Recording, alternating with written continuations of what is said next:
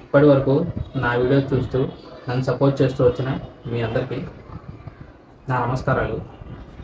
Hi friends, నేను మీ Mahesh and welcome back to my channel SS astrology.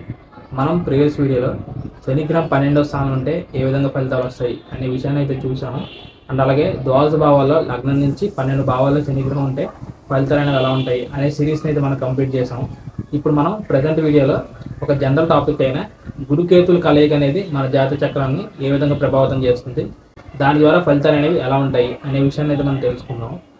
ముందుగా ఈ గురుకేతు గ్రహాలు ఈ గురుపాలక లగ్నాల వారికి శుభగ్రహాలు అవుతారు, ఇటు శనిపాలక లగ్నాల వారికి పాపగ్రహాలు అవుతారు.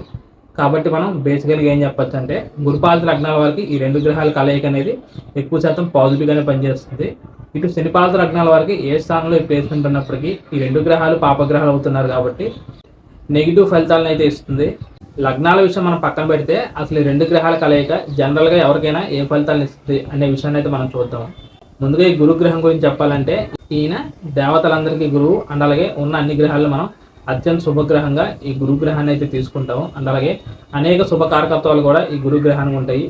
విద్యాకారకుడిగా, సంతానకారకుడిగా, ధనకారకుడని అలా ఈ విధంగా అనేక శుభకారకత్వాలన్నీ ఈ గురుగ్రహానికి ఉన్నాయి. ఇంకా ఈ గురుగ్రహం ఏమి ఇండికేట్ చేస్తాడంటే హైయర్ లెవెల్ ఆఫ్ నాలెడ్జ్ని, మెచ్యూరిటీని, మనలో ఉండే టీచింగ్ స్కిల్స్ని అండ్ అలాగే ఎక్స్పాన్షన్ని కూడా గురుగ్రహం ఇండికేట్ చేస్తాడు. ఇక కేతుగ్రహం విషయానికి వచ్చినట్లయితే ఈయన ఒక ఛాయాగ్రహం. అండ్ అలాగే ఓన్లీ ఈయనకి బాడీ మాత్రమే ఉంటుంది, హెడ్ అనేది ఉండదు. ఈ కేతుగ్రహం ఎక్కువగా దైవభక్తిని, ఉన్నతమైన జ్ఞానాన్ని, వాటికి ఎక్కువగా ప్రాధాన్యత అనేది ఇస్తాడు.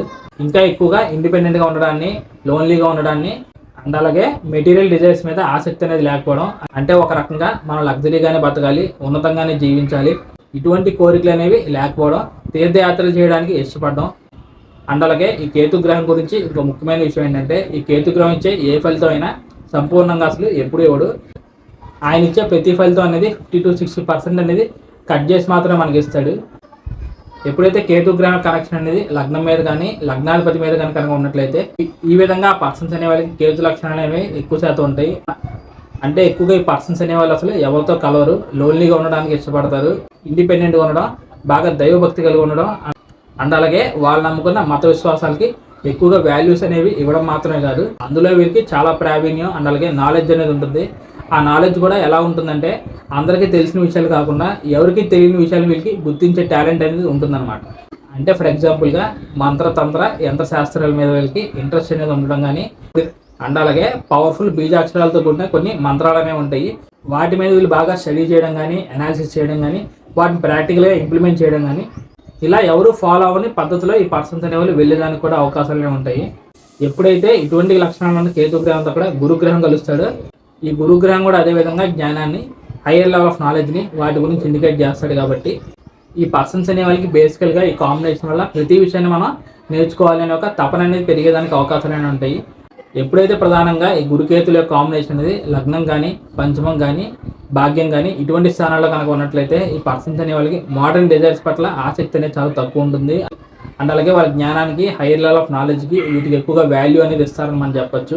బేసికల్గా కర్మను నమ్ముకుంటారు. అదేవిధంగా వీరికి గత జన్మతో బాగా బలంగా కనెక్షన్ అనేది ఉంటుంది.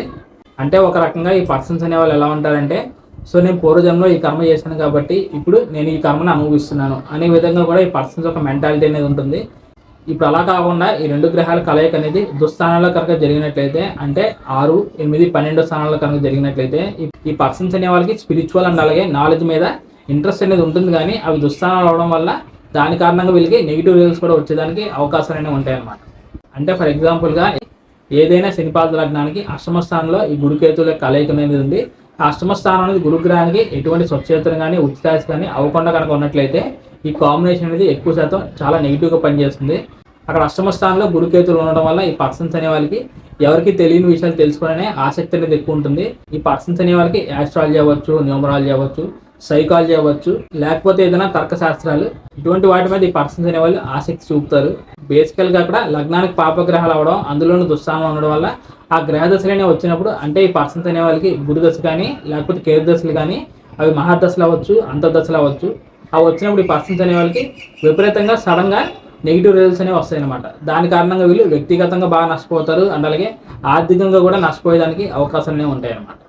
తర్వాత నేను ఎప్పుడు చెప్పే ప్లానెట్ కంజంక్షన్స్ వీడియోలో ముఖ్యమైన కామన్ విషయం ఏంటంటే రెండు గ్రహాల మధ్య కలయిక అనేది మనం ఎప్పుడు తీసుకుంటాం అంటే ఆ రెండు గ్రహాల మధ్య డిగ్రీల తేడా అనేది 10 డిగ్రీల లోపు కనుక ఉంటే మాత్రమే మనం తీసుకుంటాము.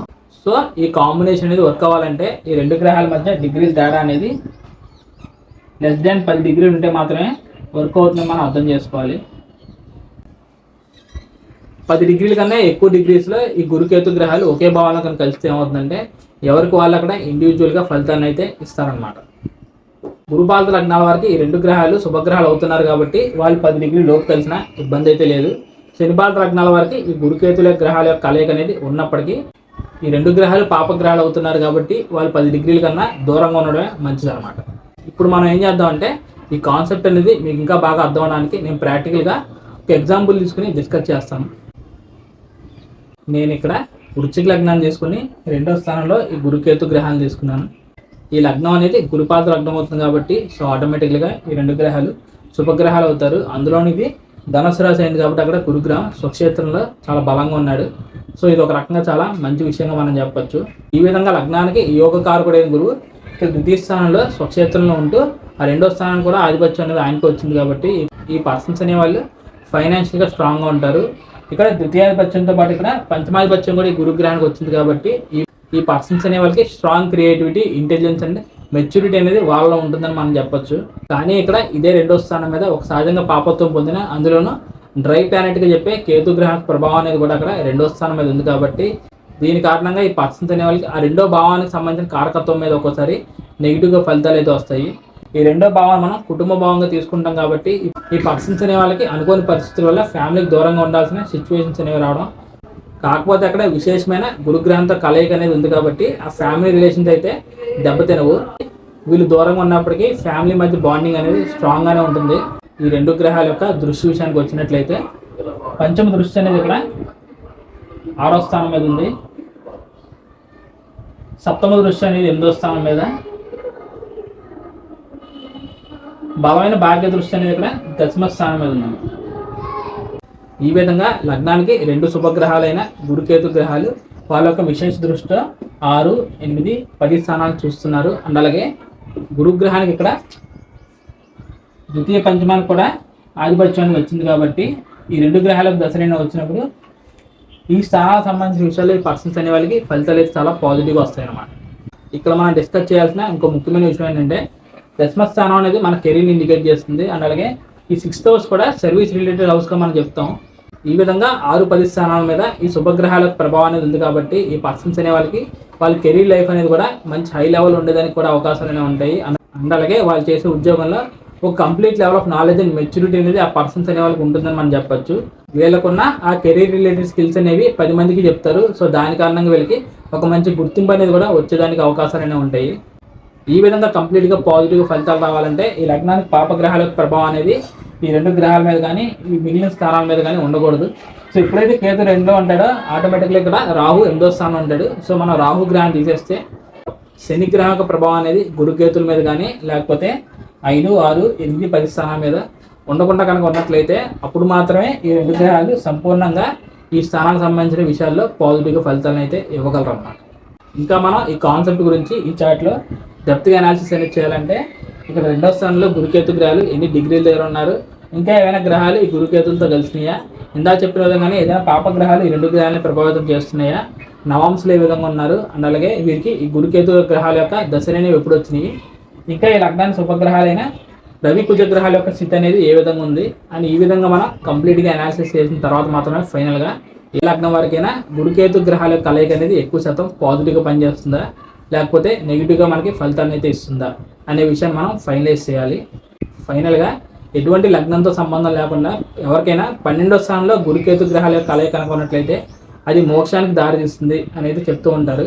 ఎందుకంటే 12వ స్థానాన్ని మోక్ష స్థానంగా ఈ కేతు గ్రహాన్ని మోక్షకారకుడిగా చెప్తూ ఉంటారు. అలాగే ఈ గురుగ్రహం కూడా అదేవిధంగా ఒక శుభగ్రహం.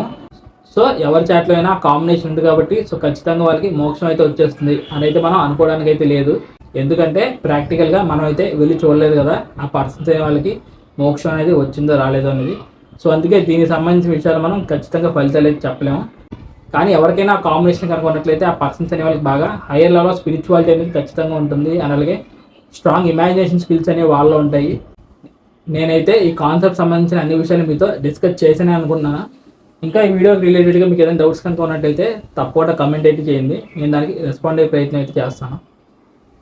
So thank you friends, thank you for watching my video and thank you so much for your time.